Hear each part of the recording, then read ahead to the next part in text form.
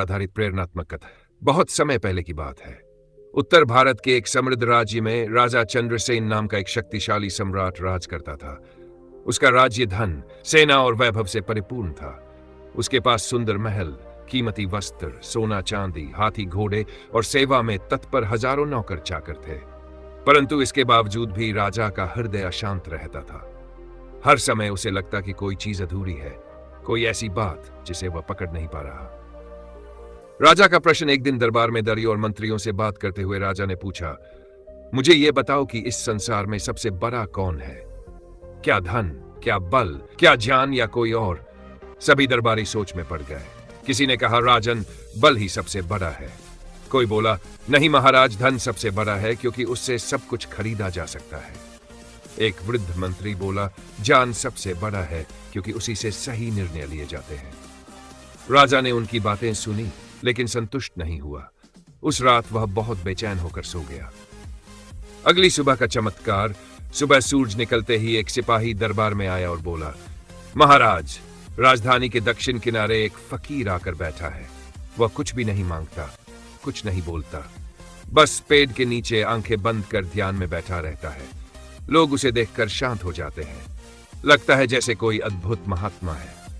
राजा ने तुरंत उसे बुलाने का आदेश दिया, परंतु सिपाही बोला, महाराज, हमने उसे बुलाया पर उसने कहा, मैं महलों में नहीं जाता, राजा चाहे तो स्वयं आ जाए। राजा पहले चौंका, फिर मुस्कुराया। अच्छा, एक फकीर मेरी सत्ता को चुनौती दे रहा है? पर उसका मन अजीब उत्सुकता से भर गया। वह घोड़े पर सवार हुआ और फकीर से मिलने चल पड़ा। पहली भेंट। फकीर के पास राजा पहुंचा तो देखा कि एक वृक्ष के नीचे एक गेरुआ वस्त्रधारी साधु आंखें मूंदे बैठा है। उसका चेहरा तेज से चमक रहा था, लेकिन वह एकदम शांत था, मानो कोई झील हो जिस पर कोई लहर भी न हो।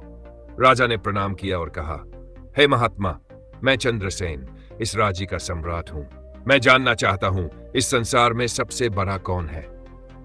फकीर ने धीरे से आंखें खोली, मुस्कुराया और बोला, राजन, सबसे बड़ा वह है जिसे कुछ भी पाने की इच्छा न हो। राजा चकित रह गया। कैसे? क्या इच्छा के बिना कुछ संभव है? क्या बिना चाहत के जीवन चलता है? फकीर बोला, राजा, तुम्हारे पास सब कुछ है, फिर भी तुम बेचैन हो। मेरे पास कुछ भी नहीं, फिर भी मैं शांत हूं, क्योंकि मेरे पास है संतोष।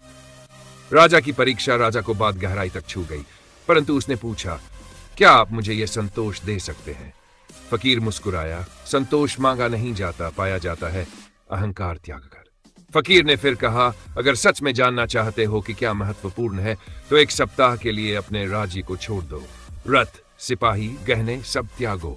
आओ मेरे साथ एक सामान्य व्यक्ति बनकर। राजा असमंजस में था, लेकिन कुछ था उस फकीर की आंखों में, आत्मविश्वास, सत्य, जिसे वह इंकार न कर सका।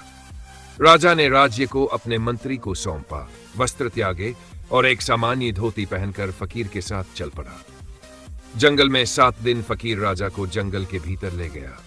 7 दिन वे एक झोपड़ी में रहे। ना अच्छा भोजन, ना बिछौना, केवल मिट्टी का चूल्हा, जंगल की सूखी लकड़ियां और थोड़े बहुत फल। फकीर सवेरे उठता, सूर्य को नमस्कार करता, ध्यान करता और फिर कुछ बस शांति से रहता। राजा पहले 2 दिन तक बेचैन रहा।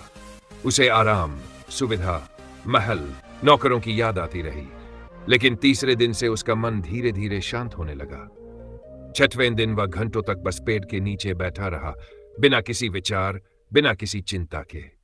आत्मज्ञान की अनुभूति। 7वें दिन सुबह राजा की आंखें खुद ब खुद जल्दी खुली। वह शांत था, प्रसन्न था, जैसे किसी ने उसके भीतर की सारी गंदगी धो दी हो। फकीर ने पूछा, राजा, अब बताओ, सबसे बड़ा कौन? राजा मुस्कुराया और झुककर बोला, सबसे बड़ा वह है जो अपने आप पर विजय पा ले। फकीर मुस्कुराया, राजन, यही है सत्य। जिसने अपने भीतर की इच्छाओं, लालच और घमंड को जीत लिया, वही सच्चा सम्राट है, और वह कहीं भी, किसी भी हालत में प्रसन्न रह सकता है। वापस महल में राजा वापस लौटा, पर अब उसमें परिवर्तन आ चुका था। उसने राजा होते हुए भी स्वयं को सेवक माना। वह प्रजा की बात सुनता, दीन दुखियों की सहायता करता और हर महीने गरीबों के बीच बैठकर भोजन करता। महल में अब पहले जैसा शोर नहीं होता था। राजा अब ध्यान करता, प्रजा को धर्म, करुणा और विनम्रता का पाठ पढ़ाता। अंतिम संवाद। एक दिन वह